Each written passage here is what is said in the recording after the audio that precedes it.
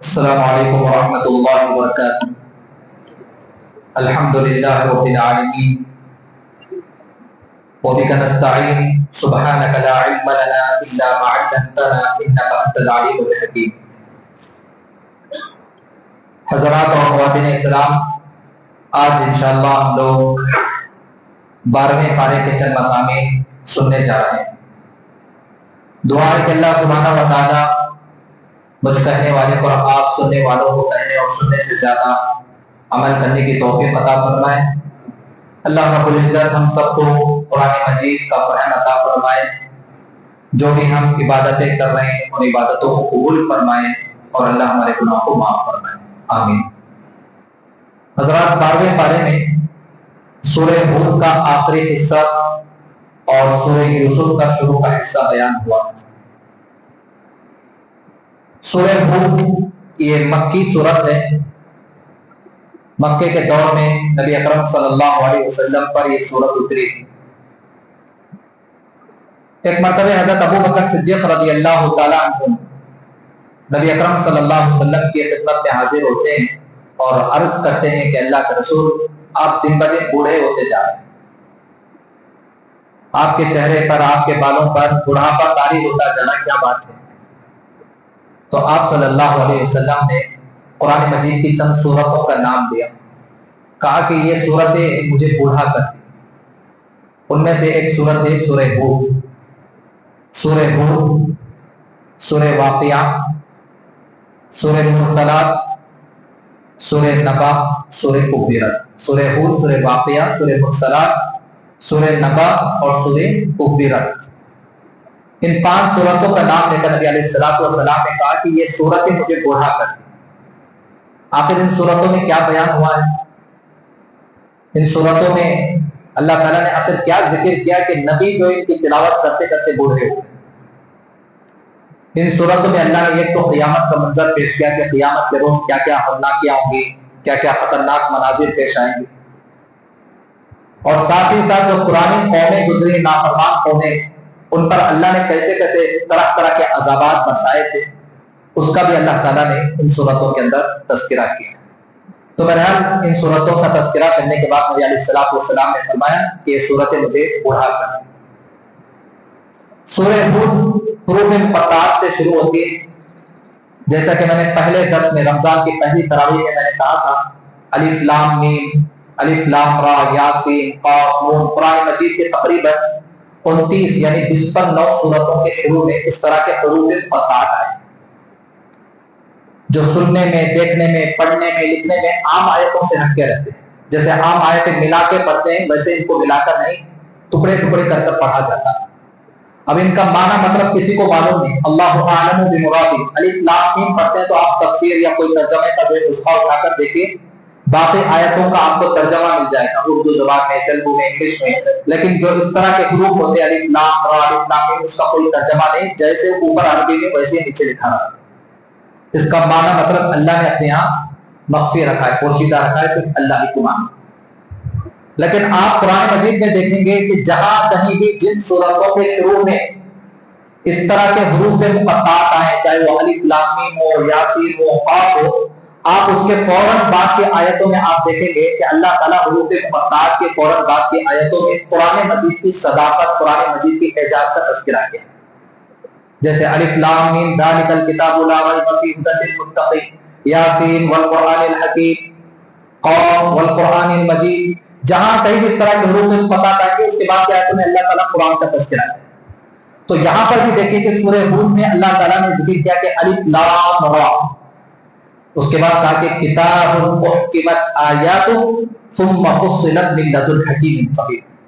الف لام را حروف مقطعات کے بعد اللہ نے فوراً پھر قرآن کا تذکرہ کیا کہ یہ قرآن جو تم پڑھتے ہو، اس کی ایک ایک آیت، اس کا ایک ایک جملہ حکمت پر مبنی ہے۔ ثم فصلت صرف حکمت ہی نہیں بلکہ بڑے تفصیل کے ساتھ اللہ نے قرآن کے اندر ہر چیز بیان کی۔ حکمت کا مطلب کیا ہے؟ آپ قرآن مجید کے اندر 6200 چلر آیتیں ہیں، جو کہتے ہیں نا کہ 6 غلط بات ہو، 6666 جو لوگوں میں مشہور ہے، غلط بات ہے۔ 6256 یا 54 کچھ آیتیں، 200 سے کچھ آیت۔ 6,000 سے زائد آیتیں آپ دیکھیں گے کسی ایک آیت کا دوسرے آیت سے کوئی ٹکراؤ نہیں رہتا. اب انسان کی زندگی، انسان اپنی زندگی میں بچپن کی زندگی اس کی الگ ہوتی ہے، جوانی کی زندگی الگ ہوتی ہے، بڑھاپے کی زندگی، جیسے جیسے انسان زندگی کاٹتا جاتا ہے اس کے بولنے کا طریقہ بدلتا ہے، اس کا سٹینڈ بدلتا ہے، اس کی جو پہلے جو کچھ کہتا ہے بعد میں جو کچھ کہتا ہے اپنے بات سے بدل جاتا ہے. لیکن قرآن مجید جو ہے مکمل 3 سال میں نازل ہوا، تھوڑا تھوڑا کرتا ہے. شروع سے آخر تک کسی آیت میں 2 آیتوں میں آپ ایک تضاد ٹکراؤ نہیں دیکھیں گے. جو آیت پہلی مرتبہ اتری تھی اور آخر میں جو آیت اتری ہے سب کا لہجہ ایک ہی، سب کا طریقہ ایک ہی، سب کا اسلوب ایک. یعنی یہ بتانا یہ کہ قرآن مجید یہ کسی انسان کا کلام نہیں.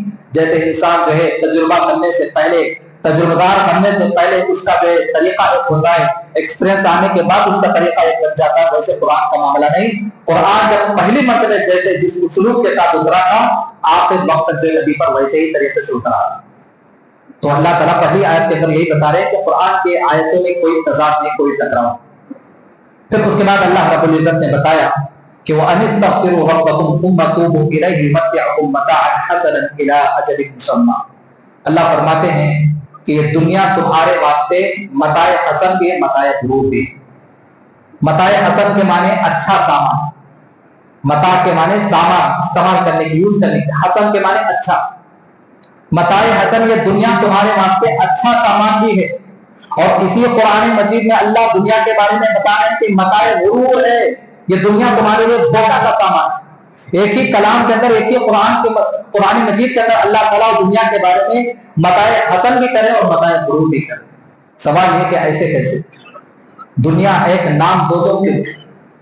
تو اس کا جواب یہ ہے کہ اگر کوئی آدمی اس دنیا کا استعمال، اس دنیا کی زندگی کو آخرت کی تیاری کے ساتھ اگر اس دنیا میں جیتا ہے تو یہ دنیا اور دنیا کی زندگی اس کے لیے متاع حسن یعنی اچھا سامان.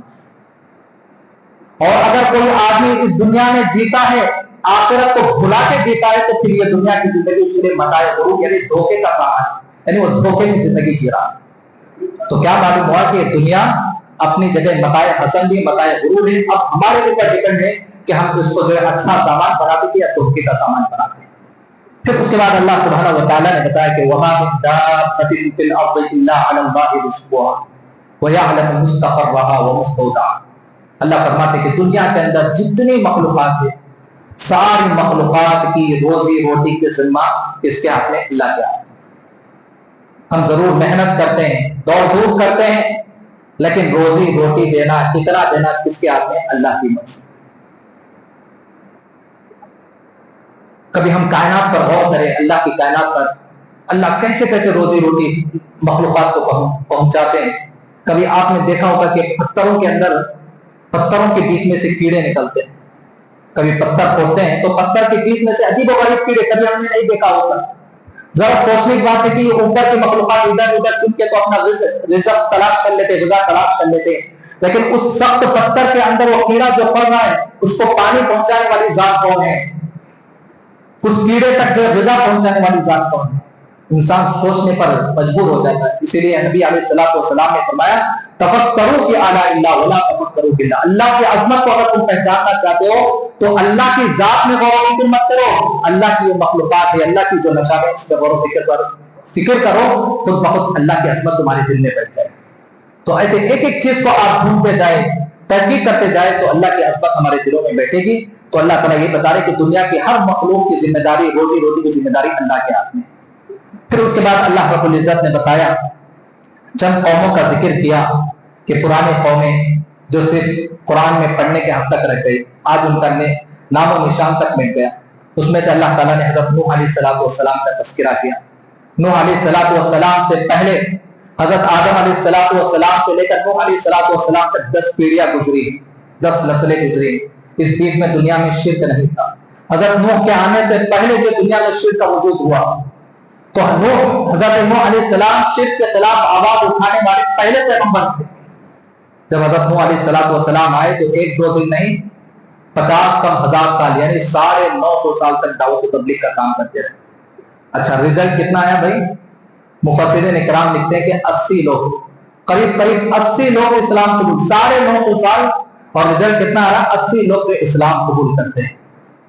آخر کار حضرت نوح علیہ السلام اللہ سے دعا کرتے ہیں تو اللہ سبحانہ و تعالیٰ نوح علیہ السلام سے کہتے ہیں کہ ہمارے نظروں کے سامنے ایک کشتی بناؤ۔ کشتی جب بنا رہے ہوتے تو قوم والے پھر وہاں ہنسی مذاق، ارے اب تک یہ جو نبی کی باتیں کر رہا تھا بڑائی کا کام کرنا شروع کر دیا، کارپینٹر بن گئے، ابھی مذاق اڑانے لگے۔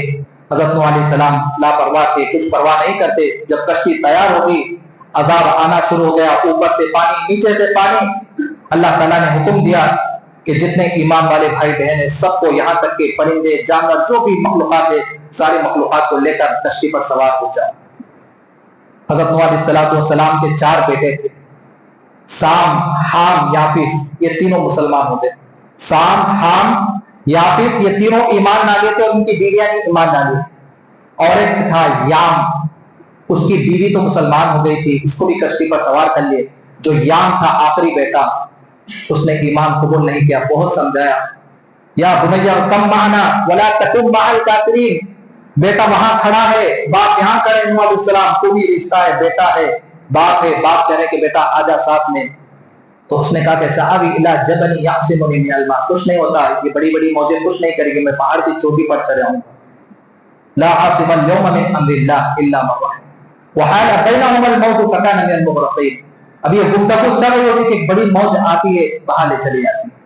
تو پھر اس کے بعد جو ہے حضرت نوح علیہ السلام وہ 80 افراد جو مسلمان ہوئے تھے ان کو لے کر نکلتے ہیں، اور موجیں اتنی اونچی اونچی کہ پہاڑوں کے برابر۔ سآوی الی جبل یعصمنی من الماء، آگے بڑھ رہے آگے بڑھ رہے، آخر کار یہ کشتی بہتے بہتے کہاں رکی؟ جا کر جودی پہاڑ، جودی نام کا ایک پہاڑ ہے، وہاں پہ جا کے رکتی ہے۔ تو اس طرح اللہ رب العزت نے حضرت نوح علیہ السلام کے قوم کو تباہ و برباد کر دیا۔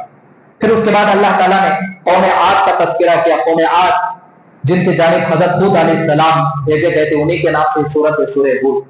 پھر اس کے بعد اللہ تعالیٰ نے قوم سمود کا تذکرہ کیا، جن کے جانب اللہ تعالیٰ نے حضرت صالح علیہ السلام کو نبی بنا کر مبعوث کیا۔ ان لوگوں نے کہا کہ ہمیں کچھ نشانی بتاؤ، تو حضرت صالح علیہ السلام نے اللہ کے حکم سے معجزاتی طور پر ایک اونٹنی کو ظاہر کرے، اونٹنی کی نشانی پیش کرے، لیکن پھر بھی وہ اسلام قبول نہیں کی۔ پھر اس کے بعد اللہ تعالیٰ نے حضرت ابراہیم علیہ السلام کا تذکرہ کیا۔ ابراہیم علیہ السلام کے سامنے انسانی شکل میں کچھ فرشتے آتے ہیں، جیسے وہ آتے ہیں سلام کلام ہونے کے بعد حضرت ابراہیم گھر کے اندر جاتے ہیں، ایک بچڑا، بھنا ہوا بچڑا لا کر پیش کرتے، مہمان نوازی دیکھیں، کون ہے آنے والے، کون ہے کچھ پتہ نہیں، سلام کلام ہوا، اندر گئے، کھانے کے لیے کچھ نہ ہے، کھا نہیں رہے تھے۔ حضرت ابراہیم کو دل میں ڈر ہونے لگا کہ کہیں یہ ناپاک ارادے سے تو نہیں آئے، کہیں یہ جو ہے قتل کرنے کے ارادے سے تو نہیں آئے، میرے گھر آ کر کچھ کیوں نہیں کھا رہے؟ جب کھا نہیں رہے تھے، ڈر ہو رہا تھا، تو انہوں نے کہا کہ لا تخف، ڈرنے کی ضرورت نہیں، ہم کوئی انسان ہیں، ہم انسانی شکل میں فرشتے ہیں، اور تمہیں حضرت اسحاق کی خوشخبری سنانے کے لیے آئے ہیں، تمہیں بیٹے کی پیدائش کی خوشخبری سنانے کے لیے آئے ہیں۔ یہ کہنا ہوتا کہ اندر سے جو ہے حضرت سارہ علیہ السلام جو حضرت ابراہیم کی بیوی ہے وہ دوڑتے ہوئے آتی ہے، کہتی ہے کہ اب اس عمر میں کس بیٹے کی خوشخبری سناتے ہو، میں بھی بوڑھی ہو چکی ہوں اور یہ بھی بوڑھے ہو چکے ہیں۔ تو پھر اس کے بعد فرشتے کہتے کہ اللہ کا حکم ہے، اللہ کا حکم ہو کر رہے گا۔ پھر اس کے بعد جو ہے حضرت ابراہیم پوچھتے کہ پھر اس کے بعد تمہارا ارادہ کہاں ہے، کہاں جانے کا ہے؟ تو کہتے کہ تمہارے بھتیجے لوط علیہ السلام کے قوم کے پاس جانا ہے، ان کی سرکشی بہت بڑھ گئی ہے، مرد سے جو خواہشیں پورے کر رہے ہیں، حد سے تجاوز کر رہے ہیں، فطرت سے بغاوت کر رہے ہیں، اور وہاں جاتے ہیں اور اس قوم کو جو ہے عذاب میں مسلط کرتے ہیں، اور وہ عذاب کیا کہ پتھروں کی بارش برسائی جاتی ہے اور پوری بستی کو آسمان پر اٹھا کر اس کو الٹ دیا جاتا ہے۔ پھر اس کے بعد آخر میں اللہ تعالیٰ نے اسی بارے میں قوم شعیب کا بھی ذکر کیا، جسے جو ہے اللہ تعالیٰ نے زلزلے کے ذریعے ہلاک کیا۔ اور پھر اللہ تعالیٰ نے سورہ ہود کے آخر میں فرمایا فاستقم کما امرت ومن تاب معک، کہا کہ اے نبی صلی اللہ علیہ وسلم جیسے آپ کو حکم دیا استقامت کیجیے، دین ہو دنیا ہو، آدمی کو اگر کامیابی چاہے تو استقامت ضروری میرے بھائی۔ کوئی کام کر لینا اصل نہیں، کام کو جو تسلسل کے ساتھ کرنا اصل ہے، کام کو لگاتار کام کرنا اصل ہے۔ یہ رمضان کا مہینہ ہے، رمضان کے مہینے میں ہم بڑے گرم جوشی کے ساتھ نماز پڑھتے ہیں، روزے رکھتے ہیں، بڑی اچھی بات، لیکن مسئلہ کیا ہے کہ ہم رمضانی مسلمان نہیں، رمضان آتا ہے چلا جاتا ہے، ایک مہمان بن کے آیا ہے، ہم کو ربانی مسلمان جو ہمیشہ رہے گا، وہ ربانی مسلمان ہم کو بننا چاہیے۔ پھر اس کے بعد یہ قرآن مجید کی سب سے بہترین سورت، سب سے بہترین واقعہ شروع ہو رہا ہے، سورہ یوسف۔ اس سورہ یوسف کے اندر اللہ تعالیٰ نے شروع سے لے کر آخر تک حضرت یوسف علیہ السلام کا واقعہ بیان کیا۔ اور इस वाक़े को बयान करते हुए अल्लाह ताला ने कहा कि ये कुरान मजीद का अहसनुल क़सस है, यानी कुरान का बेहतरीन किस्सा अल्लाह ने कहा। सारा कुरान अल्लाह ही का है, सारे वाक़ियात किस्से जितने अल्लाह ने बयान किए सब अल्लाह ही के, लेकिन उसी अल्लाह ने इस सूरत का टाइटल क्या दिया है, अहसनुल क़सस, ये बेहतरीन किस्सा। क्यों, वजह क्या है? आप देखेंगे दूसरे पैगंबरों के किस्से अलग अलग सूरतों में थोड़ा थोड़ा अलग अलग एंगल से अलग अलग पहलू से आपको मिलेंगे। हजरत इब्राहिम का किस्सा वहां जरा, यहाँ जरा, वहां जरा, लेकिन हजरत यूसुफ अलैहिस्सलाम का किस्सा आप पढ़कर देखें, शुरू से लेकर पैदाइश से लेकर आखिर तक, वफात तक, एक ही सूरत के अंदर आपको पूरा जो है किस्सा आपको नजर आएगा। और उसके अंदर कई पहलू आपको नजर आएंगे, कई आपको नसीहतें आपको मिलेंगी, इबरतें मिलेंगी। एक आदमी जो है अगर हसद करता है तो उस हसद करने वाले का अंजाम क्या होता है, जैसे भाइयों ने हसद किया तो आखिर में उनकी जिल्लत क्या होती। और अगर कोई सब्र के साथ जिंदगी गुजारता तो अल्लाह ताला नीचे से कैसे ऊपर उसको उठाते हैं। जैसे यूसुफ अलैहिस्सलाम को गुलाम की तरफ भेज दिया गया, लेकिन बहुत सब्र किए तो अल्लाह ताला ने उन्हें क्या, फाइनेंस मिनिस्टर, वजीर मालियात बना दिया मिस्र का। तो अल्लाह ताला ने बड़े ही अच्छे अंदाज में इस सूरत के अंदर 26 मरतबे, पूरे कुरान मजीद के अंदर 20 पर 6 मरतबे हजरत यूसुफ अलैहिस्सलाम का नाम आया है, लेकिन इस सूरत के अंदर 24 मरतबे, 2 कम, यानी 20 पर 4 मरतबे अल्लाह ताला ने इसी सूरत के अंदर जिक्र किया हजरत यूसुफ का नाम। अब देखिए सूरह यूसुफ में हजरत यूसुफ अलैहिस्सलाम का किस्सा कैसे शुरू होता है। एक मरतबे हजरत यूसुफ अलैहिस्सलाम अपने बाप से कहते हैं कि अब्बा जान, मैंने ख्वाब देखा। ख्वाब क्या है कि 11 सितारे, एक सूरज, एक चांद मेरे आगे सजदा कर रहे हैं। जैसे ख्वाब को सुनते हैं बाप याकूब अलैहिस्सलाम कहते कि ला तक़्सुस रुय्याका अला इख्वतिक फयकीदू लका कैदा, कहा कि देखो बच्चे, बेटा, इस ख्वाब को अपने भाइयों के सामने जिक्र ना करना, वरना ये तुम्हारे जो सोतले भाई हैं, मैदर भाई हैं, ये तुमसे हसद कर सकते हैं। और शैतान वैसे तो उनके पीछे पड़ा है, वो कभी भी उनको गुमराह करकर तुम्हारे खिलाफ खुद की साजिशें करवा सकता है। और हजरत यूसुफ कौन है? ये हजरत यूसुफ हजरत इब्राहिम के पड़ पोते हैं। देखिए ये 4 पैगंबर ऐसे कि एक एक बात दीकर है जो सब पैगंबर खानदान के। हजरत इब्राहिम पैगंबर, उनके बेटे इसहाक पैगंबर, उनके बेटे याकूब पैगंबर, और उनके बेटे हैं हजरत यूसुफ, पड़ पोते हजरत इब्राहिम अलैहिस्सलाम के। तो हजरत यूसुफ अलैहिस्सलाम ने जैसे ख्वाब पेश किया याकूब अलैहिस्सलाम के सामने, तो याकूब अलैहिस्सलाम समझ गए कि आगे चलकर ये मेरा बेटा बहुत आले मर्तबे को पहुंचने वाला, बड़ी शख्सियत बनने वाला है। तो कहा कि ख्वाब को तज़किरा मत कर, पहले से हसद कर रहे तुम्हारे भाई। लेकिन किसी तरह जो है वो ख्वाब भाइयों को पता चल जाता है। अब भाइयों के हसद में, उनके जलन में और जो है इजाफा हो गया। क्यों जलते थे भाई हजरत यूसुफ से? हजरत यूसुफ से भाई इसलिए जलते थे कि हजरत यूसुफ से हजरत याकूब बहुत चाहते थे, उनसे मोहब्बत करते थे। उसके कुछ वजूहात हैं। देखिए घर में 3-4 औलाद है, किसी एक से मोहब्बत करना ये दिल का मैलान है, दिल का रुझान है। ऐसा हरगिज नहीं हो सकता कि घर के अंदर 4 बच्चे हो, 25% उस बच्चे के लिए मोहब्बत, इसके लिए 25%, उसके लिए 25, ऐसे हो ही नहीं सकता। आदमी इंसाफ कर सकता है, खिलाने में, पिलाने में, दवाई इलाज में, तालीम में, सब में इंसाफ कर सकता है, लेकिन ये दिल का जो मसला है कि किसी एक बच्चे की मोहब्बत आदमी के माँ के दिल में, बाप के दिल में कुछ ज्यादा होती है, इसमें कोई गलत बात नहीं। तो वैसे हजरत यूसुफ अलैहिस्सलाम के जो 12 बच्चे थे, उनमें से एक बच्चा हजरत यूसुफ की मोहब्बत कुछ ज्यादा थी। उसके कुछ वजूहात। सबसे पहली वजह यह है कि जो 10 बच्चे, 10 भाई थे, वो एक माँ से थे, और ये दोनों भाई हजरत यूसुफ, उनके छोटे भाई बिन्यामीन, ये दूसरी माँ से थे जिनका नाम है राहिल। वो माँ का नाम, उन दोनों के माँ का नाम क्या? राहिल। ये बचपन में अभी छोटे ही थे कि उनकी माँ इंतकाल कर गई, यानी वो यतीम हो गए थे बचपन में, जो माँ के शफक़त से महरूम हो गए, तो बाप अकेले थे तो कुछ ज्यादा पसंद करने लगे। ये पहली वजह। और दूसरी वजह यह है कि ये जो 2 मैदर भाई थे, 10 भाई, ये बहुत बड़ी उम्र के थे, ये बड़ी उम्र के थे काफी। ये दोनों छोटे बच्चे थे। अब जाहिर सी बात है घर में छोटे बच्चे हो तो उनकी मोहब्बतें कुछ ज्यादा, उनसे शफक़त मोहब्बत कुछ ज्यादा ही हो जाती। ये भी एक दूसरी वजह। और तीसरी वजह यह है कि बचपन में इन्होंने जो ख्वाब अपने बाप के सामने बयान किया कि अब्बा जान, मैं जो 11 सितारे, एक सूरज, एक चांद को देख रहा हूं, तो बाप समझ गए कि बेटा आगे चलकर कुछ बड़ा करने वाला है, तो इस नाहिये से भी कुछ मोहब्बत ज्यादा बढ़ गई। तो ये कुछ वजूहात थे कि हजरत याकूब अलैहिस्सलाम अपनी औलाद में से हजरत यूसुफ को बहुत लाइक करते थे, पसंद करते थे, लेकिन उनके जो मैदर भाई थे, बड़े भाई, 10 भाई, उनको बिल्कुल पसंद नहीं था। जब उनको पता चला कि हजरत यूसुफ ने ऐसा ख्वाब देखा, तो और भी जलने लगे, और भी हसद करने लगे। अब आपस में मिलकर जो प्लान कर रहे हैं, एक ने कहा कि नहीं अब इसका खातिमा कर देना, इसको कत्ल कर दो। एक ने कहा कि नहीं ले जाके वैरान जगह में छोड़ देंगे। ایک نے کہا قال قائل منهم لا تقتلوا یوسف، کہا کہ نہیں اس کو قتل مت کرو، ایک لے جا کے اندھیرے کنویں میں بوری میں ڈال دو، لے جا کے آنے جانے والے قافلے والے جب بھی پانی کے لیے آئیں گے تو وہاں سے لے کر چلے جائیں گے، خود بخود مسئلہ ختم ہو جائے گا، صفایا ہو جائے گا۔